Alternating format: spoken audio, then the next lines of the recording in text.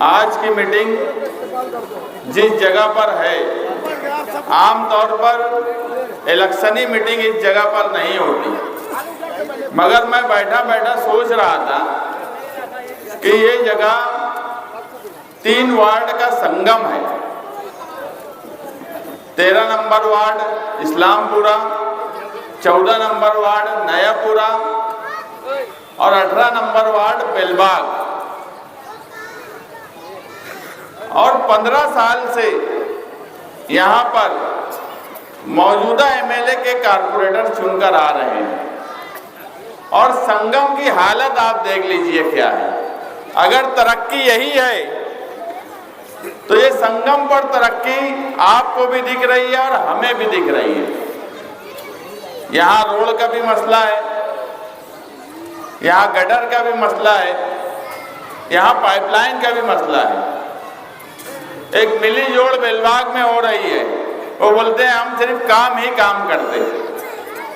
कई बार यहाँ बोला गया कि इस जगह को तज़ीनकारी करेंगे, इसको खूबसूरत बनाएंगे, लेकिन इतनी अहम जगह को, जिसके गुम्बद हमारे सामने मस्जिद है, जिसका गुम्बद हमारी शान माना जाता है, मालेगांव की शान माना जाता है, और रमजान महीना हो या मालेगांव शहर की मस्जिद और मीनारों का शहर बताने का जब सवाल आता है तो कई मस्जिदों में हमारे सामने वाली मस्जिद का गुम्बद बताया जाता है।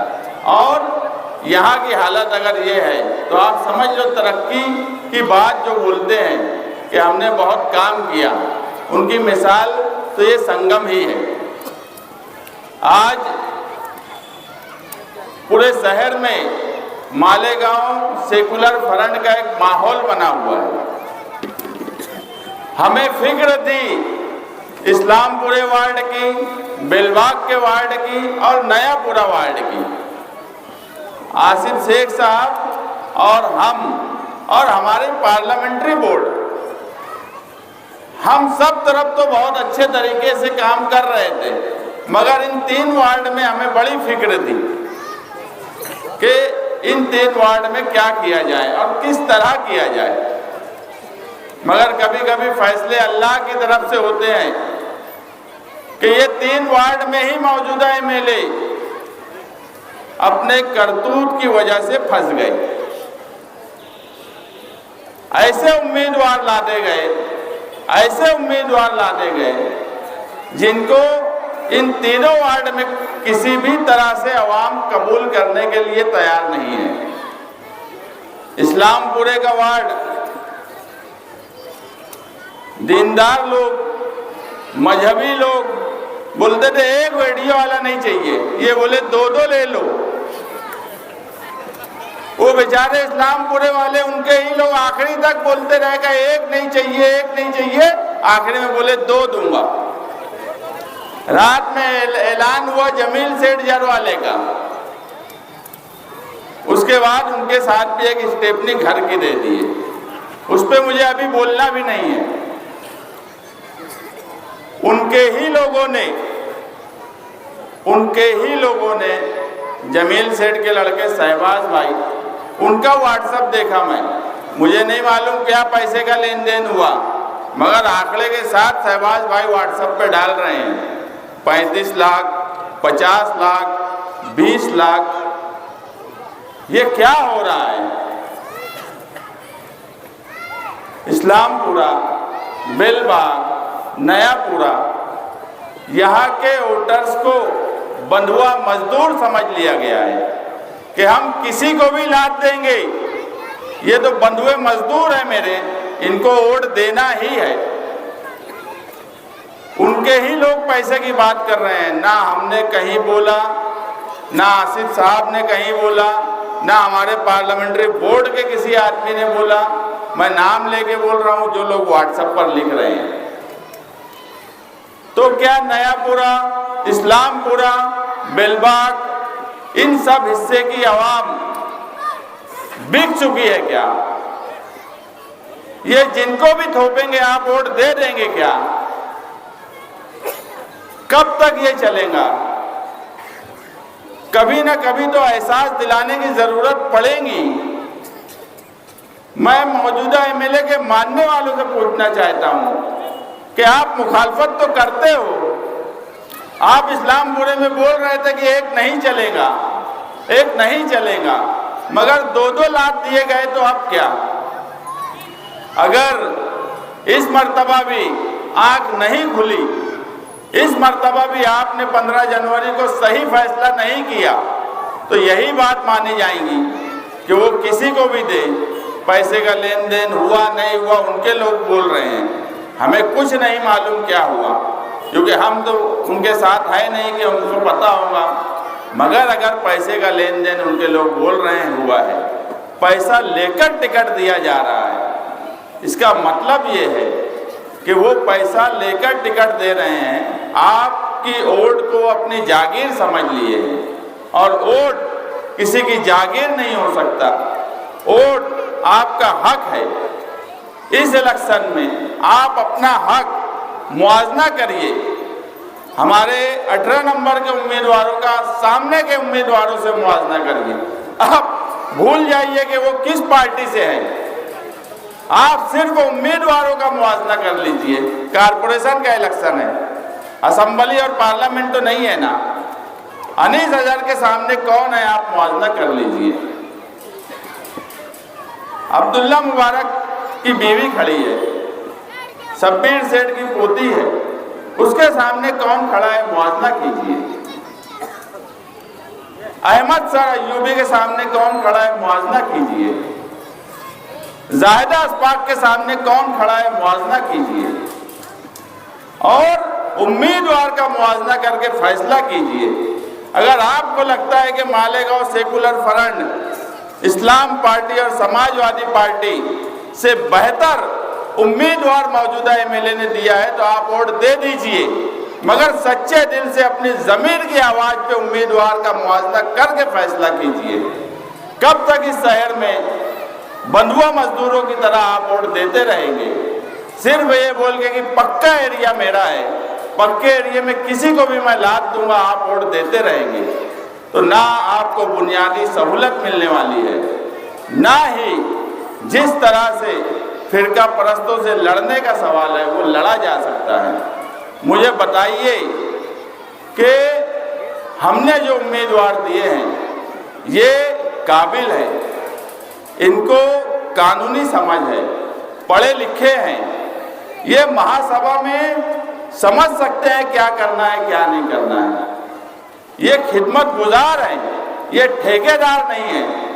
इनका माजी उठा के देख लीजिए, इनके सामने के उम्मीदवारों का माजी उठा के देख लीजिए।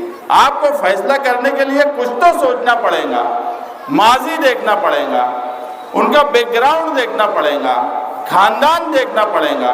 मैं तो बोलता हूँ हमारे उम्मीदवारों का भी खानदान देखिए, उनका माजी देखिए, वो क्या कारोबार करते हैं वो भी देखिए। अगर लगता है कि नहीं इस्लामपुरा, बेलबाग और नयापुरे में हमारे उम्मीदवार का खानदान, उनका कारोबार, उनकी खिदमत, उनकी समाजी कामकाज से बेहतर उनके सामने का उम्मीदवार है, तो आप बिला झिझक मैं बोलता हूँ आप उनको वोट दीजिए। मगर एक बार आपको सोचना पड़ेगा, एक बार आपको अपने दिल पे, अपने जमीन की आवाज पे फैसला करना पड़ेगा। ये इलेक्शन पिछले 4 इलेक्शन की तरह नहीं है। पिछले 4 इलेक्शन जो थे वो सिर्फ मालेगांव शहर की हमारी आपस की लड़ाई थी। ये इलेक्शन डायरेक्ट फिरका परस्तों से लड़ाई है।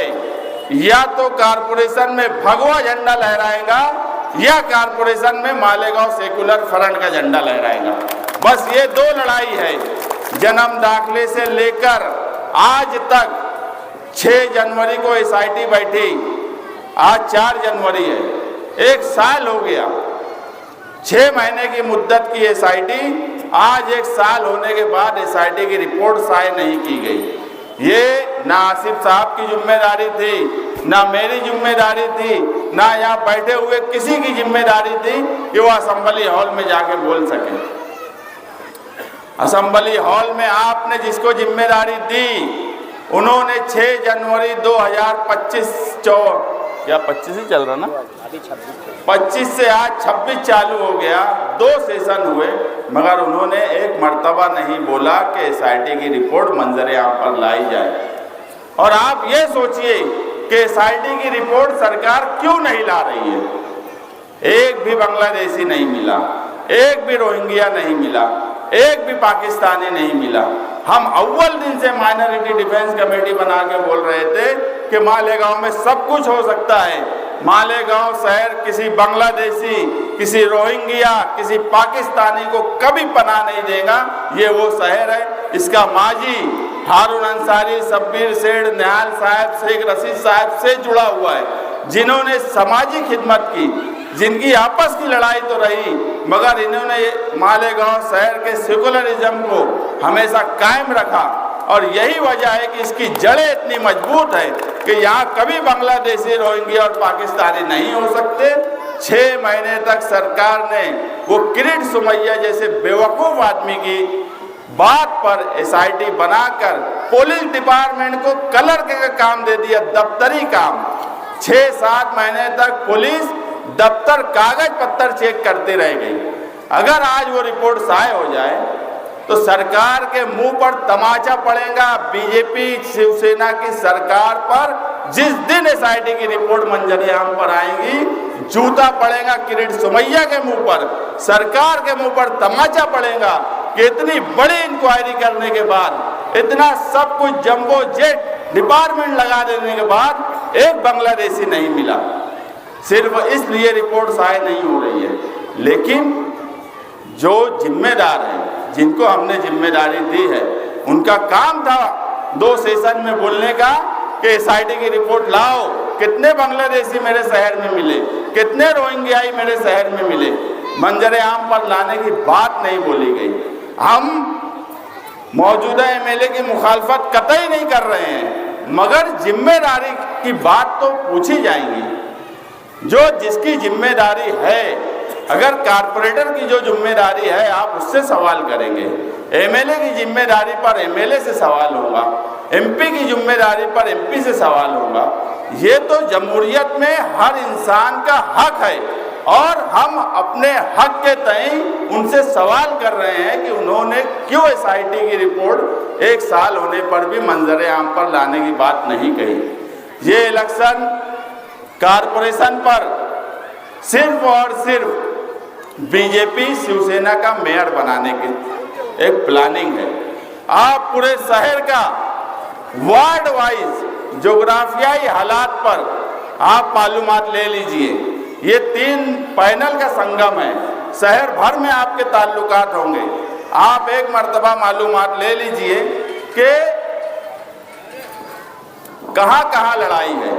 सिर्फ 20-22 सीट MIM पार्टी लाना चाहती है, उसमें इस्लामपुरा, नयापुरा, बेलबाग और किला, ऐसे कुछ वार्ड में ही उनका इलेक्शन है, ताकि 20-22 सीट बीजेपी शिवसेना की आ जाए और ये दोनों मिलकर वहां पर मेयर बना ले। तो क्या इस्लामपुरा, बेलबाग, नयापुरा इस मर्तबा भगवा मेयर बनाने के लिए वोट देंगे? अगर पूरे शहर में उनके खिलाफ माहौल है तो इस्लामपुरा, नयापुरा, बेलबाग क्यों कर उनको वोट दें? और क्यों वोट देंगे आप? अगर आपको लगता है कि भगवा मेयर बनाने के लिए वोट देना है तो आप जरूर वोट दीजिए, मगर जिस तरह से मालेगांव सेकुलर फ्रंट का माहौल बना हुआ है, इंशाअल्लाह आने वाली 16 जनवरी को मालेगांव में मालेगांव सेकुलर फ्रंट का मेयर बनने वाला है। अब उसमें नयापुरा, बेलबाग और इस्लामपुरे के लोग अपनी हिस्सेदारी लेना चाहते हैं कि नहीं लेना चाहते, ये फैसला आपको करना है। Ward number 13, ward number 14, ward number 18। और मेरी दरख्वास्त ये है कि आप आने वाले इक़्तिदार में नयापुरा, इस्लामपुरा, बेलबाग अपनी हिस्सेदारी ले और इतने भरपूर तरीके से साइकिल निशान और रिक्शे निशान पर वोट दे कि बदलाव जो ये 3-4 वार्ड का सौदा करने जा रहे हैं फिरका परस्तों से, टिकट का सौदा कर रहे हैं, जो जिनके समाज में कोई इज्जत नहीं है, ऐसे उम्मीदवारों से उसका बदला लेने का वक्त है। मैं 3-4 वार्ड के लोगों से यही गुजारिश करूंगा कि आने वाले इलेक्शन में 15 जनवरी को आप भरपूर तरीके से साइकिल और रिक्शे पर वोट देकर 16 जनवरी को इक़्तिदार में हिस्सेदार बनिए। शुक्रिया।